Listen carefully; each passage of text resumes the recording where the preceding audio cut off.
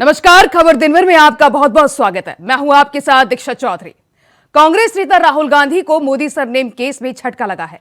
सूरत की एक कोर्ट ने मोदी उपनाम वाले बयान को लेकर राहुल गांधी को आपराधिक मानहानि मामले में दोषी ठहराए जाने के फैसले पर रोक लगाने की याचिका गुरुवार को खारिज कर दी। इस पर कांग्रेस ने कहा है कि जजमेंट को जल्द ही चुनौती दी जाएगी। वरिष्ठ वकील और कांग्रेस नेता अभिषेक मनु सिंघवी ने कहा कि भरोसा है। उन्होंने कहा कि जजमेंट के दूसरे पार्ट में कहा गया है कि प्रधानमंत्री नरेंद्र मोदी की मानहानि हुई है, लेकिन वो तो इसमें पक्षी नहीं है। पीएम मोदी ने कभी इसको लेकर शिकायत भी नहीं की।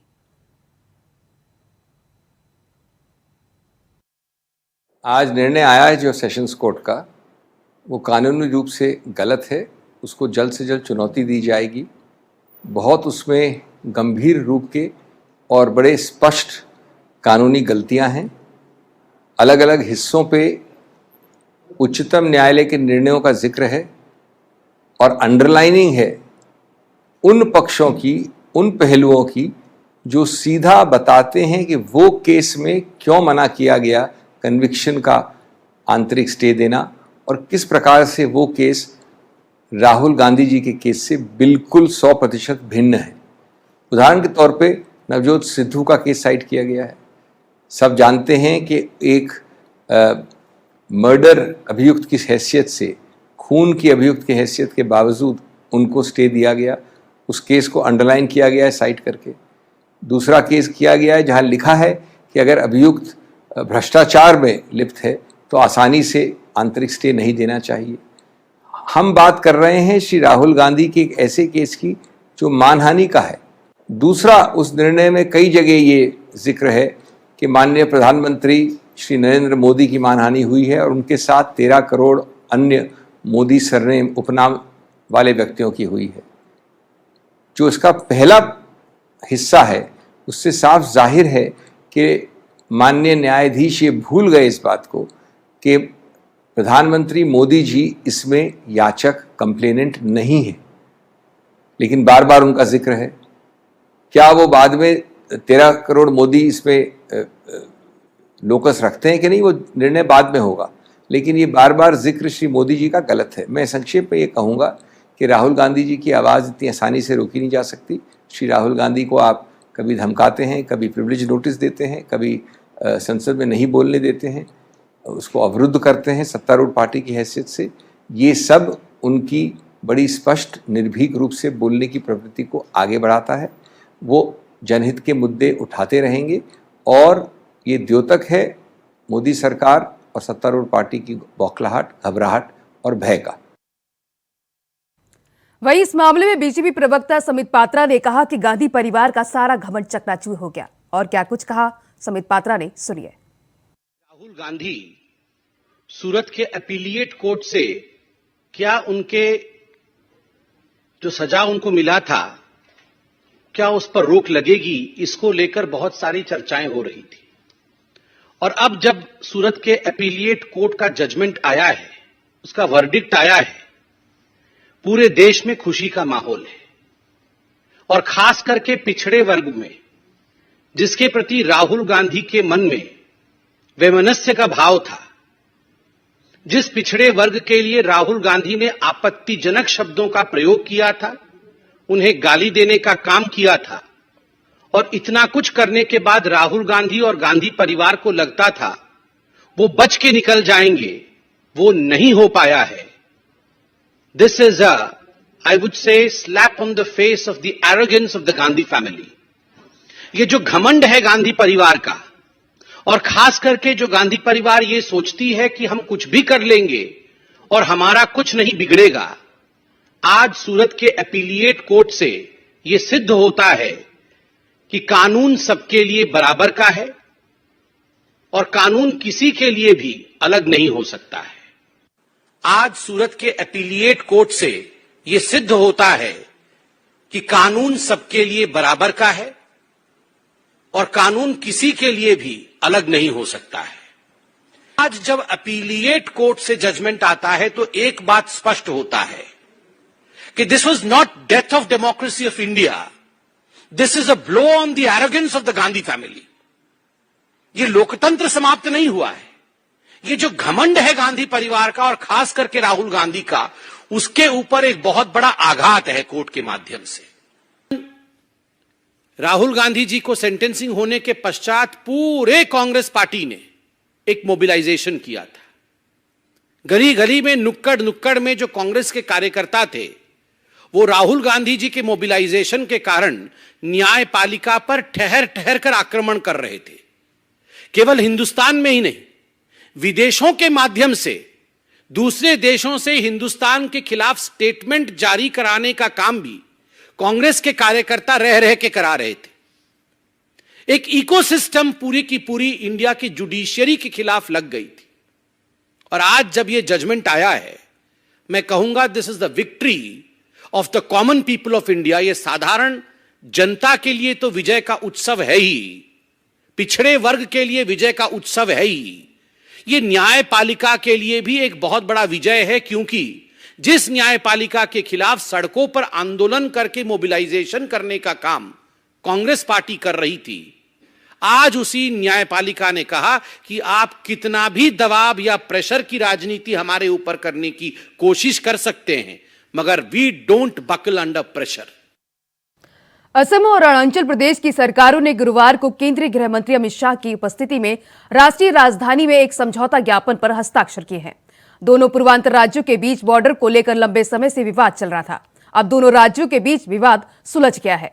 समझौता ज्ञापन पर असम के मुख्यमंत्री हेमंत बिस्वा शर्मा और अरुणाचल प्रदेश के सीएम पेमा खांडू ने हस्ताक्षर किए।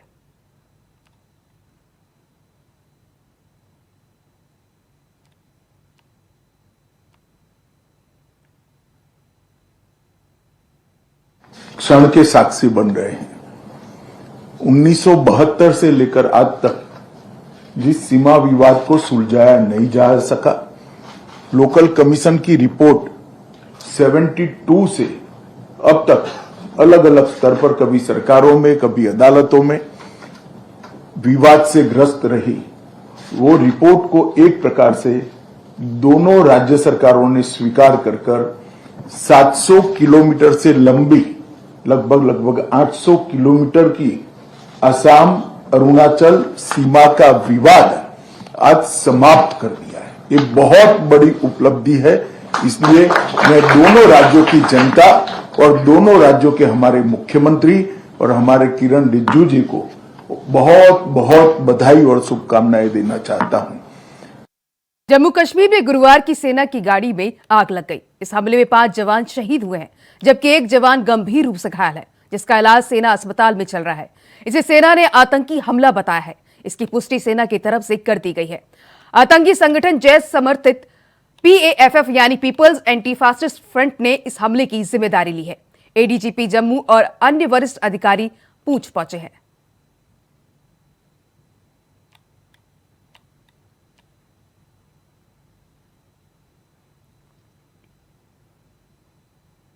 बीजेपी के लिए योगी कितने उपयोगी?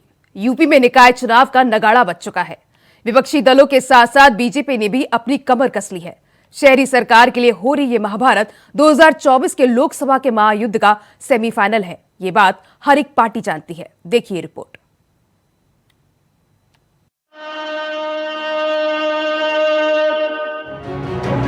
तो यूपी के शहरी सरकार के लिए महाभारत का आगाज हो चुका है। एक तरफ इस महारण में सारी विपक्षी पार्टी हैं।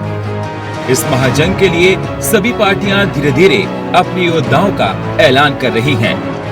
शहरी सरकार के रण में एक तरफ जहां अखिलेश यादव, मायावती, OP राजभर, जयंत चौधरी, OBC जैसे नेता अपने योद्धा लेकर रण में पैर रख रहे हैं, तो वहीं दूसरी तरफ इन सभी रणबांकुरों का सामना करने के लिए बीजेपी के सामने ढाल बनकर चुनावी रण में यूपी की सत्ता के सिरमौर योगी आदित्यनाथ उतर रहे हैं। शहरी सरकार के लिए जंग 2024 का रास्ता आसान कर सकती है। ये बात बीजेपी के साथ साथ विपक्षी पार्टियां भी भली भांति समझती हैं। तभी तो विपक्ष के बड़े रणबांकरे खुद इस रण में अपनी योद्धाओं को विजयश्री दिलाने के लिए चुनावी मैदान में उतरे हैं और जोर शोर से चुनाव प्रचार करने में जुट गए हैं। नगर निकाय चुनाव हो चाहे विधानसभा उपचुनाव हो, समाजवादी पार्टी की तैयारी बूथ स्तर से लेकर जिले स्तर तक और राज्य स्तर तक, हर स्तर तक तैयार हो चुकी है। और इस नफरत फैलाने वाली भारतीय जनता पार्टी का मुकाबला अगर कोई दल कर सकता है उत्तर प्रदेश में तो समाजवादी पार्टी है, क्योंकि समाजवादी विचारधारा ही भाईचारे की विचारधारा है। और समाजवादी विचारधारा का नारा जो है कि रोटी कपड़ा सस्ती हो, दवा पढ़ाई मुफ्ती हो, जिस तरह से पूरी जनता इन दो मुद्दों पर लेकर के, चाहे दवा पढ़ाई हो चाहे बाकी दो मुद्दे हैं रोटी कपड़ा हो, इन मुद्दों में जनता पूरी तरह से बिल्कुल आर्थिक रूप से बर्बाद हो गई उत्तर प्रदेश की जनता। और समाजवादी पार्टी मानती है कि इस तरह की सुविधाएं उत्तर प्रदेश की जनता को मिलनी चाहिए जिससे उनका जीवन स्तर सुगम हो सके। तो मैं फिर से ही कहूँगा कि भारतीय जनता पार्टी की नफरती विचारधारा से लड़ने के लिए समाजवादी पार्टी और समाजवाद का विचारधारा ही उसको उत्तर प्रदेश में चाहे कोई भी चुनाव हो उसमें पराजित करने का काम करेगा। शहरी सरकार के शरण में विपक्ष की बड़ी पार्टियां ही नहीं, यूपी के छोटे दल भी बीजेपी के लिए चुनौती बनने के लिए बेताब हैं। वैसे जानकार ये भी मानते हैं ये छोटे दल बीजेपी के सिरदर्द कम सपा, बसपा और कांग्रेस के लिए ज्यादा हैं। लेकिन देखने वाली बात ये होगी कि क्या सीएम योगी आदित्यनाथ सियासी महाभारत में विपक्ष के चक्रव्यूह को 2022 की तरह भेदने में कामयाब होते हैं कि नहीं।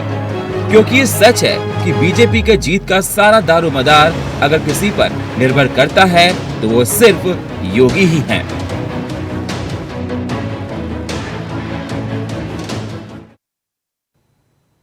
फिलहाल वक्त कुछ चलाए छोटे से ब्रेक का, फौरन हाजिर होंगे। ब्रेक के बाद आपका फिर स्वागत है। यूपी के संभल से सपा सांसद डॉक्टर सफीकुर रहमान वर्क ने बगावत शुरू कर दी है। उन्होंने अपनी पार्टी के प्रत्याशी के मुकाबले निर्दलीय प्रत्याशी के समर्थन का ऐलान कर दिया है। पार्टी ने यहां से रुखसाना इकबाल को सपा का टिकट दिया है। वर्क ने उनके मुकाबले यासीन सैफी की पत्नी और निर्दलीय प्रत्याशी फरहान सैफी का समर्थन किया है। सपा ने अपने विधायक इकबाल महमूद की पत्नी को प्रत्याशी बनाया है, जिसका वर्क विरोध कर रहे हैं। सपा सांसद डॉक्टर सफीकुर रहमान वर्क और उनके पोते सपा विधायक जियाउर रहमान वर्क दोनों मंच पर मौजूद थे। इसी दौरान वर्क ने इस बात का ऐलान कर दिया। उनका हालात सामने है। आज हम इस उम्मीद पर इस कैंडिडेट को हमने यासीन सैफी को ऐलान किया है कि अवाम की मांग हमसे ये थी कि भाई एक ऐसा आदमी हमें दो जिसको के जो अवामी काम कर सके। तो अवाम की तरफ से भी हमने राय ली, तो अवाम ने राय यही दी कि यासीन सैफी बेहतर रहेंगे। लिहाजा हमने आज क्या सर यासीन सैफी जो है निर्दलीय रूप से लड़ेंगे आपके सपोर्ट से? हमारी सपोर्ट से लड़ेंगे। हम तो इलेक्शन को इस नज़र से देखते हैं कि सच्चाई का और मतलब ये उसका इम्तिहान है। ये लोग अब तक जो चेयरमैन बने हैं तो उसमें संभल के लिए कोई काम नहीं हुआ। संभल बिल्कुल आज भी नंगा है, सड़कें ठीक नहीं है, नालियाँ ठीक नहीं है, नाले ठीक नहीं है और यहाँ की बिजली पानी की हालत भी अच्छी नहीं है। तो ये सारी चीज़ें चूँकि तवज्जो इसको सुधारने की और ठीक करने की, इसमें रौनक बढ़ाने के लिए नहीं की गई बल्कि खाने की बात की गई। तो लोगों ने इसको का गलत इस्तेमाल किया करके पैसा खुद खा गए और जो ठेकेदार थे उन्हें खिला दिया, कुछ औरों को खिला दिया। इससे बहरहाल वो पैसा जो सड़कों पर, हमारी नालियों पर, नालों पर और गलियों पर लगना चाहिए था वो न लग के वो लोगों के पेट में चला गया। बांदा के जंगली इलाके में अज्ञात युवक का शव पड़ा मिला। शव की जानकारी मिलने से इलाके में दहशत का माहौल बन गया है। क्या है पूरा मामला, बता रहे हमारे संवाददाता संदीप कुमार। खबर बांदा से है, जहां पर आज मवई क्षेत्र के इलाके में जो जंगल का इलाका है वहां पर एक अज्ञात शव बरामद हुआ है, जिसको देखते हुए ही स्थानीय लोगों में हलचल मच गई है। स्थानीय लोगों की सूचना पर पूरे मामले की जानकारी स्थानीय पुलिस को दी गई। स्थानीय पुलिस ने मौके पर पहुंच करके मोर्चा संभालते हुए पूरे मामले की जांच पड़ताल शुरू कर दी है।